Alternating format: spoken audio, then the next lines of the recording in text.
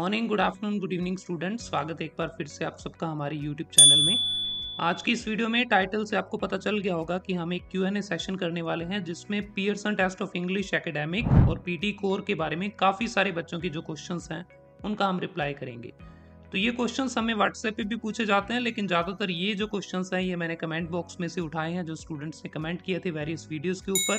अगर इस वीडियो को देखने के बाद आपके मन में भी कोई ऐसा क्वेश्चन आता है तो प्लीज़ इस वीडियो के कमेंट बॉक्स में अपना क्वेश्चन पूछ लें, सो दैट जो नेक्स्ट Q&A 3 होगा उसमें आपके क्वेश्चंस का आंसर हम कर पाएँ।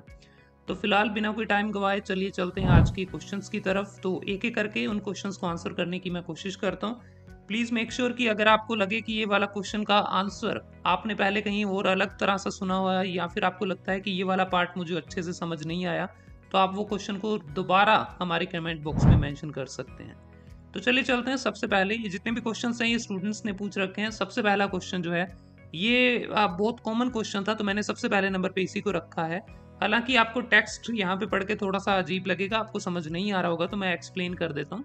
तो समीर डोन जी हैं हमारे साथ और उन्होंने एक क्वेश्चन पूछा है कि कैसे इम्प्रूव करूँ। मैंने हाईलाइट कर रखा है वो टेक्स्ट को, बाकी आप पैराग्राफ पढ़ सकते हैं अच्छे से। तो बिफोर वी मूव फॉरवर्ड मैं चाहता हूँ कि आप लोग प्लीज़ इस कंसेप्ट को समझें कि क्वेश्चन पूछे कैसे जाते हैं। मैंने ये देखा है कि बहुत बड़ी दिक्कत जो है स्टूडेंट्स में वो ये है कि उनको क्वेश्चन ही नहीं पूछना आता। तो मैं आपको एक एग्जांपल देता हूँ। फॉर एग्जांपल आप ऐसा समझें कि आप एक डॉक्टर के पास गए हैं और डॉक्टर को जाके आपने बोला कि डॉक्टर साहब मेरी तबीयत ठीक नहीं है। तो वो आपसे ऑब्वियसली पूछेंगे कि दिक्कत क्या है, क्या प्रॉब्लम क्या आ रही है। आप उसका जवाब दें कि पता नहीं, तबीयत ठीक नहीं है, आप देखो। वो फिर पूछेंगे कि मतलब हो क्या रहा है, कुछ दिक्कत आ रही है, कुछ सांस लेने में तकलीफ है, सिर दर्द हो रहा है, क्या दिक्कत कहाँ पे है। और आप जवाब दें कि मुझे नहीं पता, बस आप देखो, मुझे कुछ नहीं पता। तो ऐसे में वो डॉक्टर आपको क्या इलाज करके देंगे, तो मैं बताता हूँ। वो डॉक्टर आपको एक ऐसी कॉमन सी दवाई देंगे जो सबके ऊपर काम करती है। फॉर एग्जांपल पैरासीटामोल या कॉम्बिफ्लेम, कुछ ऐसी दवाई दी जा सकती है जो कि हर तरह की बीमारी को ठीक कर सकती है। सेम ऐसे ही आप मेरे साथ करते हैं। जब भी मैं आपको बोलता हूँ कि आप कोई क्वेश्चन पूछें, तो जो सबसे घटिया क्वेश्चन है, सबसे गलत क्वेश्चन है, वो ये होता है कि इम्प्रूव नहीं हो रहा, बताओ कैसे इम्प्रूव करें। अब इम्प्रूव ना होने के 600 रीजंस हैं। मेरे पास कम से कम 600 से ज़्यादा रीजंस हैं जिन वजह से आपका स्कोर इम्प्रूव नहीं हो रहा है। ये हो सकता है आप प्रैक्टिस नहीं करते हैं, हो सकता है आप अच्छी वेबसाइट से प्रैक्टिस नहीं करते हैं, हो सकता है कि आपको टेम्पलेट बोलना नहीं आता, हो सकता है टेम्पलेट में कोमा पे रुकना नहीं आता। मैं अभी 5 बता रहा हूँ, मैं 600 लिटरली मैं लिख के दे सकता हूँ आपको 600 मिस्टेक्स। अगर आप मुझे ये बोलें कि इम्प्रूव कैसे करें, तो इस चीज़ का मेरे पास कोई जवाब नहीं है। दुनिया का कोई भी टीचर अगर आपको इस चीज़ का जवाब दे रहा है तो वो आपको वही कर रहा है जो डॉक्टर ने आपके साथ किया था। उसने एक कॉमन दवाई दी, मैं आपको वही दवाई दे सकता हूँ। मैं कह सकता हूँ कि प्रैक्टिस करो, इम्प्रूवमेंट हो जाएगी। तो प्लीज़ मेक श्योर, जब तक आपको अपनी बीमारी खुद नहीं पता तब तक आप किसी से उसके इलाज का भी अगर एक्सपेक्टेशन रखते हैं तो ये बहुत गलत चीज़ है। आप किसी से एक्सपेक्ट नहीं कर सकते कि ये खुद अंदाजा लगाएगा कि मेरी दिक्कत कहाँ पे है, फिर उसका एक पिन पॉइंट सोल्यूशन देगा, तो ये पॉसिबल नहीं है। सेकंड, दूसरे तरह के कुछ बच्चे आते हैं जो इससे थोड़ा सा बेहतर है। वो कहते हैं कि सर मेरा, मान लीजिए स्पीकिंग है, तो वो कहते हैं मेरा रीड अलाउड में मान लीजिए स्कोर नहीं आ रहा, तो रीड अलाउड को कैसे इंप्रूव करें। नाउ अगेन ये पहले वाले स्टूडेंट से थोड़ा बेहतर है क्योंकि इनको अपनी बीमारी पता है कि रीड अलाउड में है, लेकिन वंस अगेन इनका भी कोई इलाज नहीं है। इट्स लाइक की सेइंग कि मेरे ये पेट में दर्द हो रहा, पेट में किस तरह का दर्द है या सिर में दर्द है तो किस तरह से है, क्या आप आगे कुछ जवाब देने को ही तैयार नहीं है, तो इसका मतलब कि उस चीज़ का भी कोई समाधान नहीं हो सकता। होना क्या चाहिए, कैसे सवाल सही होते हैं, तो वो होता है जैसे आप मुझसे पूछें कि सर मैं रीड अलाउड जब बोलता हूँ तो बीच में मुश्किल वर्ड पे फंबल हो जाता है। ये एक बड़ा अच्छा क्वेश्चन है और इस क्वेश्चन का एक फिक्स पिन पॉइंट आंसर दिया जा सकता है। या आप पूछ सकते हैं कि रिपीट सेंटेंस में मुझसे कंटेंट नहीं उठाया जाता, मैं 5 वर्ड से ऊपर नहीं उठा पाता। या हो सकता है कि डिस्क्राइब इमेज में टेम्पलेट मेरे से नहीं याद हो रहा, बताओ कैसे याद करूं। या डिस्क्राइब इमेज में अनइवन स्पीड है, बताओ कैसे ठीक करूं। तो ये जो पिन पॉइंट क्वेश्चंस हैं, आप 15 क्वेश्चन पूछें कोई दिक्कत नहीं है, लेकिन उनका आंसर, मैं सिर्फ अपने बारे में बात नहीं कर रहा, मैं ये नहीं कह रहा कि मैं आंसर नहीं दे सकता। मुझे लगता है कि जितने भी टीचर्स अगर कोई वीडियो देखेंगे तो वो भी इस चीज़ से एग्री करेंगे कि इन सवालों का कोई जवाब नहीं होता कि आइल्स में स्कोर नहीं आ रहा। ये पहले आइल्स में होता था, पीटी में भी होने लग गया। स्कोर नहीं आ रहा, बताओ कैसे आएगा।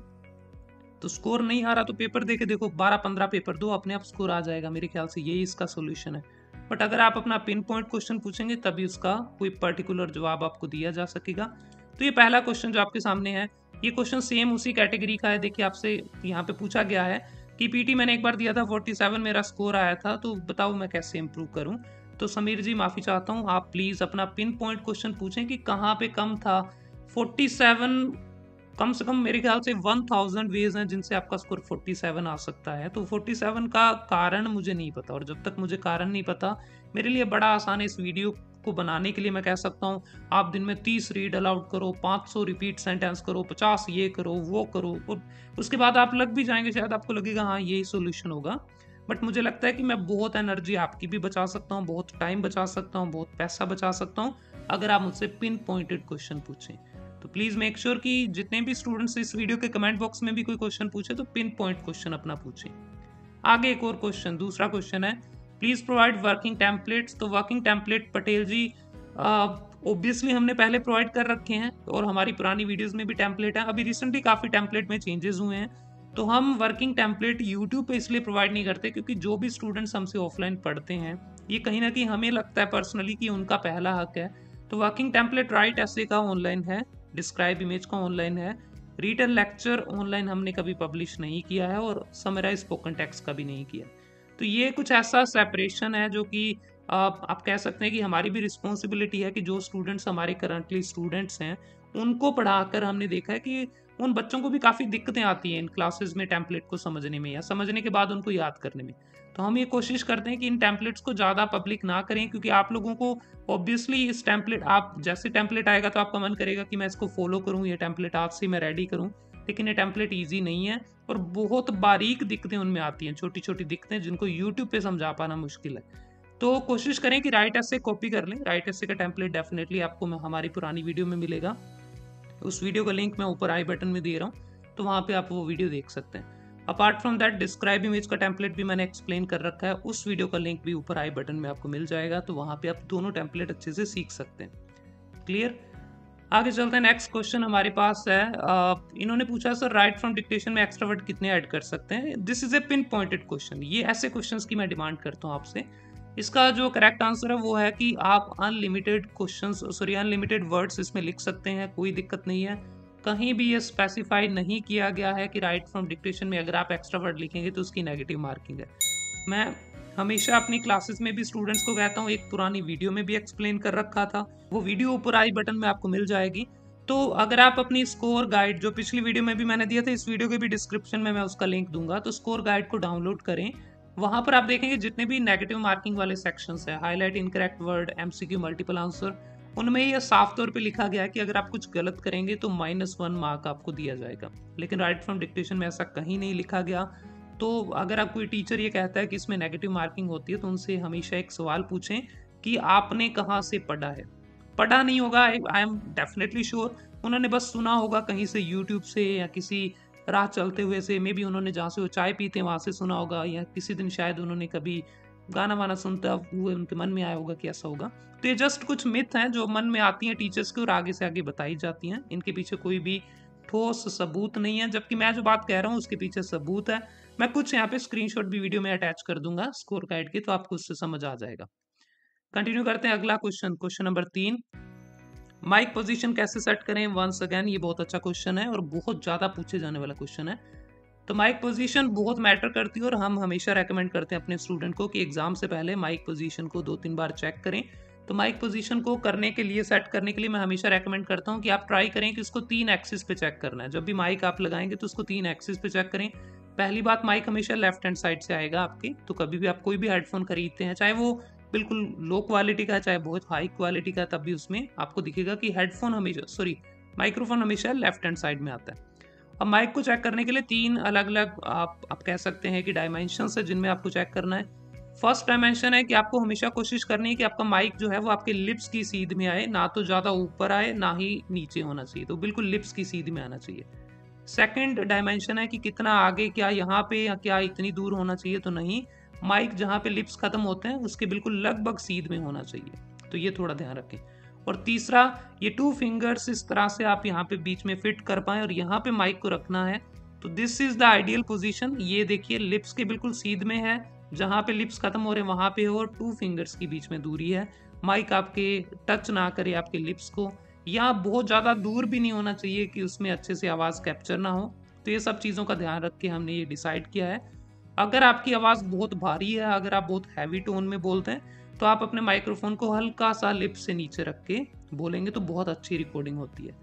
इसके अलावा माइक्रोफोन में कॉमन गलतियां हैं, कई बार माइक्रोफोन बिल्कुल सीध में आ जाता है मुंह के, तो ये नहीं होना चाहिए। कई बार मैंने देखा है कि माइक्रोफोन स्टूडेंट्स का बिल्कुल ऐसे ढीला होता है, तो बार बार वो ऊपर नीचे ऐसे पकड़ के वापस लेके जाते हैं, फिर वो नीचे चला जाता है। अगर कोई ऐसी दिक्कत है तो जब आप एग्जाम देने जाएं तो वहाँ पे जो कोऑर्डिनेटर्स हैं या जो वहाँ पे टीम है बेसिकली, उनसे आप ये रिक्वेस्ट कर सकते हैं कि इस हेडफोन को चेंज करें, सो दैट आपको एक ऐसा हेडफोन मिले जिसमें माइक्रोफोन एक जगह पे स्टेबल रहता है। आप डेफिनेटली इसकी रिक्वेस्ट कर सकते हैं और आपको हेडफोन चेंज करके दिया जाएगा। आगे बढ़ते हैं, क्वेश्चन नंबर 5 पे चलते हैं। नेक्स्ट क्वेश्चन हमसे जो पूछा गया था, ये बहुत बच्चों ने पूछा था, तो मैंने 2 स्क्रीनशॉट इसमें लगाए हैं। क्वेश्चन सेम है कि वन लाइन स्ट्रेटजी अभी भी काम करती है या नहीं करती, 2024 में काम करती है या नहीं करती। तो हम बहुत लंबे टाइम से ये बता रहे हैं और मैं दोबारा रिपीट करता हूँ इस वीडियो में कि वन लाइन स्ट्रेटजी अभी भी पहली बात तो काम करती है, और ये तब तक काम करती रहेगी जब तक कम से कम 2 या 3 दिन के लिए पूरे इंडिया में, या ये कहें कि पूरे इंटरनेशनल लेवल पर, पीटी का टेस्ट एक बार होल्ड पे नहीं चला जाता। ऐसा में भी किसी लॉकडाउन में हो सकता है, तो लॉकडाउन के बाद हो सकता है कि वन लाइन स्ट्रेटजी बिल्कुल बंद हो जाए, लेकिन अभी जब तक एग्जाम चल रहे हैं, क्योंकि ये इजी नहीं है, ऐसा नहीं कि एक बटन दबाया और कल से वन लाइन स्ट्रेटजी काम करना बंद करेगी। पूरा आर्टिफिशियल इंटेलिजेंस जिसको पिछले 15 साल से 12 साल से ट्रेन किया गया है, उसको दोबारा रीट्रेन करने के लिए आप ऐसा नहीं कह सकते कि एक दिन का टाइम लगेगा। तो it's gonna take some time. और अभी करंटली जो क्वेश्चन का आंसर है, बिल्कुल 2024 में वन लाइन काम करता है और बहुत अच्छे से काम करता है। नेक्स्ट, अच्छा एक और क्वेश्चन, पिछले वाले क्वेश्चन से कई बच्चों का सवाल था कि पीटी कोर में वन लाइन काम करता है, तो बिल्कुल करता है, पीटी कोर में भी वन लाइन से कोई इश्यू नहीं है। तो अगर आप पीटी कोर की कोचिंग ले रहे हैं तो वन लाइन स्ट्रेटजी डेफिनेटली काम करती है। नेक्स्ट, कमल सिंह ने एक बड़ा लंबा चौड़ा क्वेश्चन पूछा जो पंजाबी में है बेसिकली, और आप अगर पंजाबी आपको समझ आती तो आप पढ़ सकते हैं। बेसिकली इस क्वेश्चन के 2 पार्ट हैं। पहला पार्ट है कि जब मैं बोलता हूँ तो कई बार मेरी जो वॉल्यूम है वो ऊपर नीचे हो जाती है, कभी तो बहुत लाउड हो जाता है, कभी बिल्कुल ही कम आवाज़ होती है। तो देखो कमल, इसका कोई नेगेटिव इम्पैक्ट आपके स्कोर पे नहीं है। आवाज़ का कम ज़्यादा होना, वॉल्यूम का कम ज़्यादा होना आपके स्कोर को कम ज़्यादा नहीं करता है। हम जिस चीज़ से रोकते हैं वो है अनइवन स्पीड।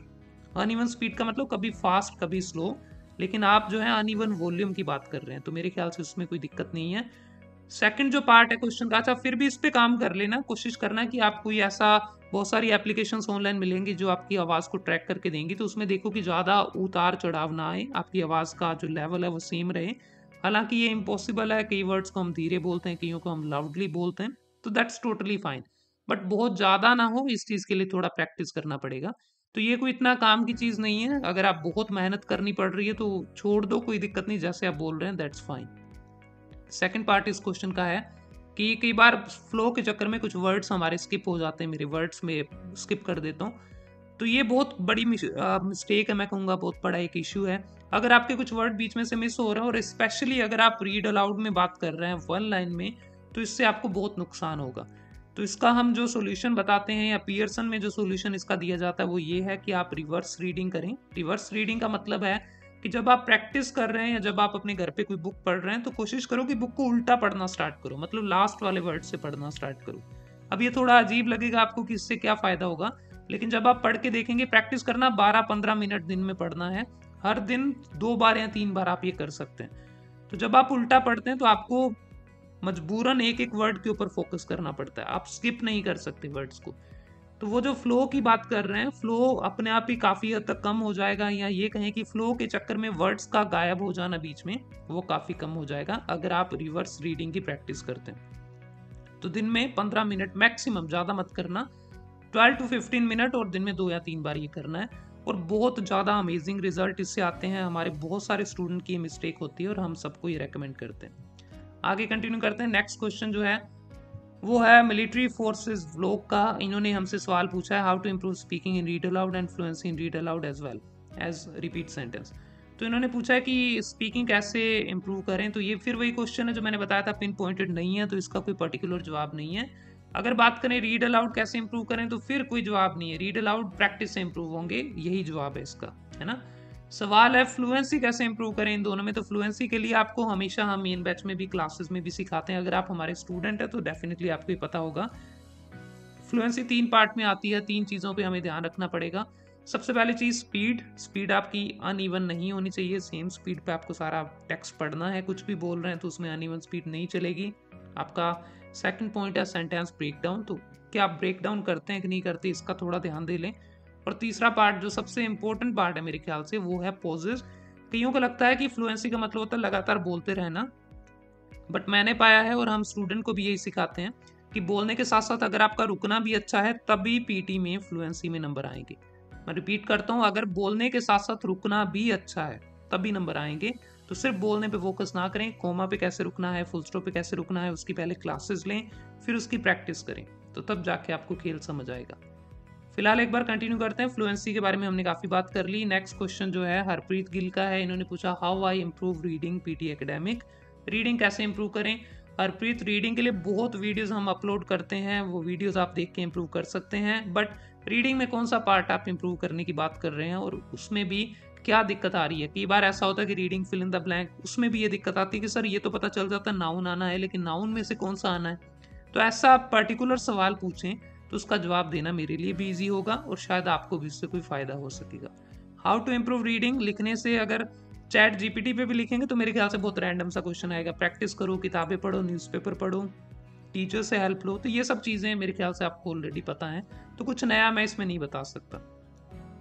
इसके बाद अगला क्वेश्चन है सर लिसनिंग किस तरह इंप्रूव करा, और सर अगर राइटिंग में ऐसे ना आता हो तो हम टेम्पलेट कौन सा यूज़ करें। तो लिसनिंग इंप्रूव करने का कॉमन तरीका है पॉडकास्ट को सुनना। मैं हमेशा रेकमेंड करता हूँ स्टूडेंट्स को कि जितने ज़्यादा पॉडकास्ट या जितनी ज़्यादा ऑडियो बुक आप सुन पाएँ उतना अच्छा है। कोशिश करो कि अपने दिन का एक आधा घंटा अलग से निकाल के रखो जिसमें आप ऑडियो बुक को सुनते हैं।